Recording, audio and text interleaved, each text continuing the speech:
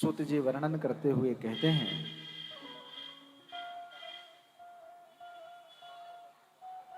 कि हस्तिनापुर में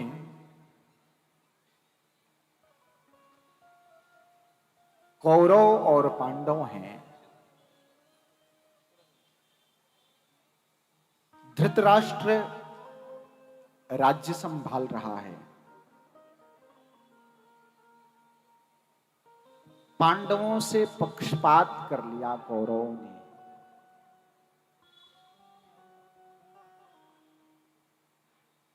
पांडवों ने 5 गांवों की याचना की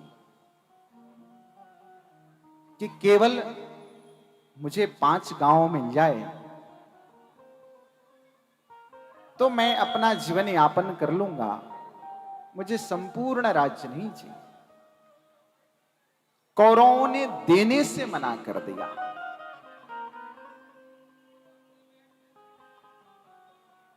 दुर्योधन ने भगवान श्री कृष्ण से कहा, स्वच्यग्रम नैव दास्यामि बिना युद्धेन केशव। सुई के नोक के बराबर भी मैं जमीन बिना युद्ध का पांडवों को देने वाला नहीं हूं।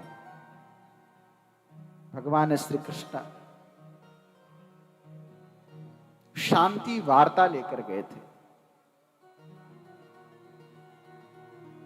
दुर्योधन ने मना कर दिया, जिसका परिणाम बहुत भयंकर हुआ। महाभारत का युद्ध हुआ। महाभारत के युद्ध में पांडव विजयी हुए। युधिष्ठिर राज्य सिंहासन पर बैठे। माता कुंती राजमाता बन गई। कुरुक्षेत्र की युद्ध भूमि में दुर्योधन मरणासन्न की अवस्था में पड़ा है।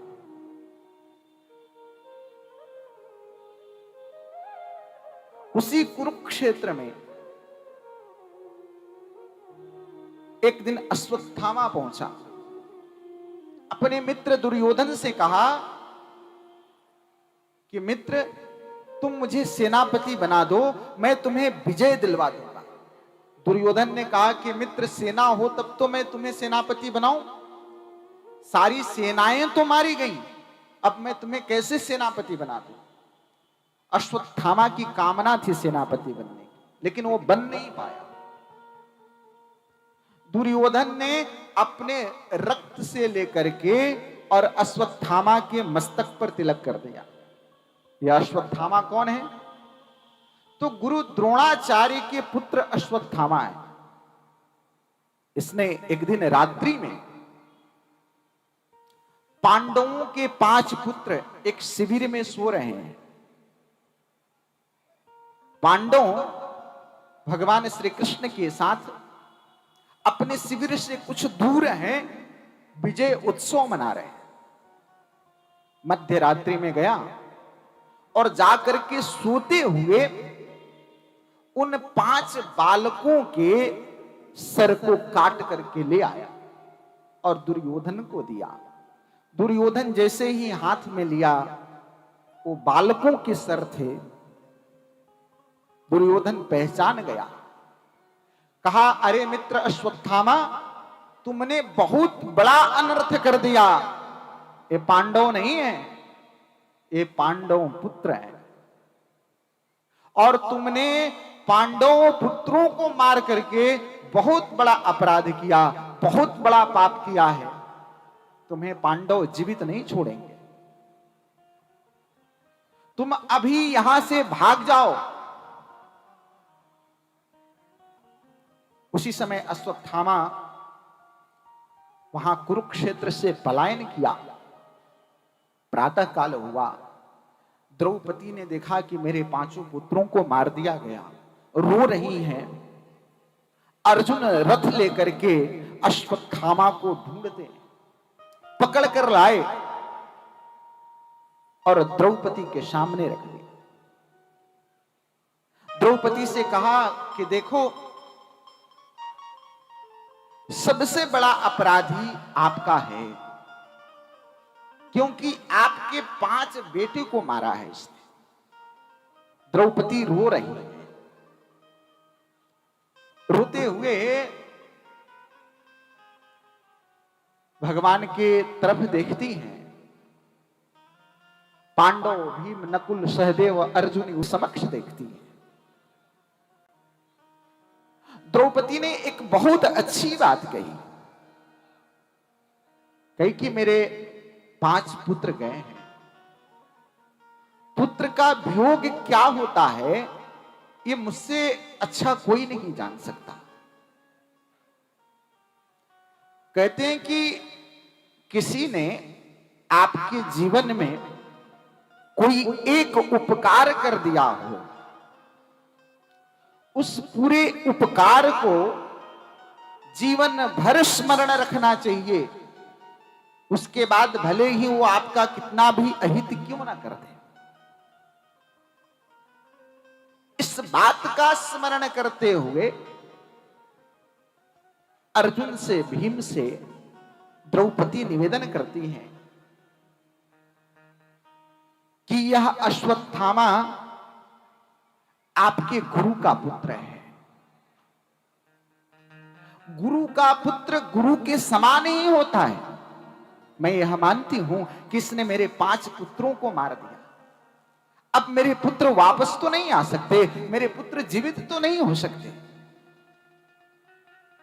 लेकिन हे महाराज युधिष्ठिर, आप जरा गौर से अपने जीवन में देखेंगे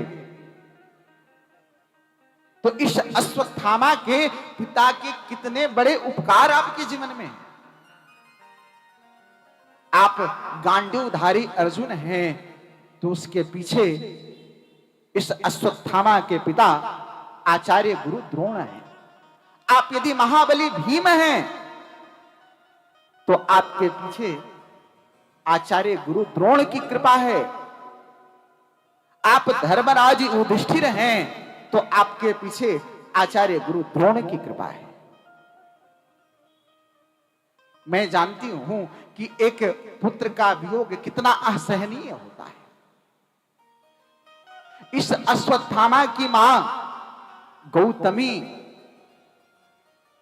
अपने पति का वियोग तो सही रही, कदाचित हमने इसके प्राण दंड दे दिए तो उस मां पे क्या गुजरेगी जो अपने केवल पुत्र के सहारे जी रही है। इसलिए हे आर्य, आप सबसे निवेदन है कि जो शास्त्र सम्मत दंड हो वह आप दें इससे। सभी ने देखा, भगवान से निवेदन किया। भगवान श्री द्वारिकाधीश ने कहा कि देखो, ब्रह्मबंधुर्न हंतव्यः आत्यताई वधारहणः। ब्राह्मण को, गुरु को और राजा को प्राण दंड नहीं देना चाहिए। कह रहे हैं कि यदि आतताई हो तो उससे प्राण दंड देना चाहिए। इस अश्वत्थामा के साथ क्या किया जाए, तो पांडवों ने अश्वत्थामा के बाल मुड़वा दिए। अश्वत्थामा के मस्तक में एक दिव्य मणि है और उस मणि को निकाल करके ले लिया और राज्य से अपमान करके बाहर कर दिया। अश्वत्थामा अपमानित होकर के गया। अपमान की ज्वाला में जल रहा अश्वत्थामा, उसने ब्रह्मास्त्र का प्रयोग कर दिया और वह ब्रह्मास्त्र अभिमन्यु की पत्नी उत्तरा के गर्भ में एक बालक है। वो ब्रह्मास्त्र उस गर्भ को जला करके नष्ट कर रहा होता है। उत्तरा दौड़ती हुई आती है और भगवान श्री द्वारिकाधीश के चरण में गिर जाती है। पाहि पाहि महायोगिन, हे प्रभु आप मेरी रक्षा करिए, मेरे गर्भ में पल रहे बालक को यह ब्रह्मास्त्र जला रहा है, नष्ट कर रहा है। हे द्वारिकाधीश आप मेरी रक्षा करो। भगवान ने उत्तरा के प्रार्थना को सुन करके भगवान ऐसे लघु रूप में हुए और उत्तरा के गर्भ में प्रवेश किए। जब गर्भ में प्रवेश किए तो ब्रह्मास्त्र जाकर के गर्भस्थ शिशु को जला दिया था, लेकिन जब भगवान प्रवेश किए और भगवान ने अपनी अमृतमयी दृष्टि डाली तो उत्तरा के गर्भ का बालक पुनः जीवित हो गया। बोलिए द्वारिकाधीश भगवान की।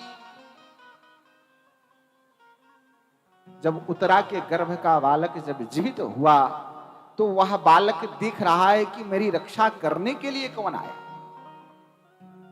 भगवान ने उत्तरा की रक्षा की।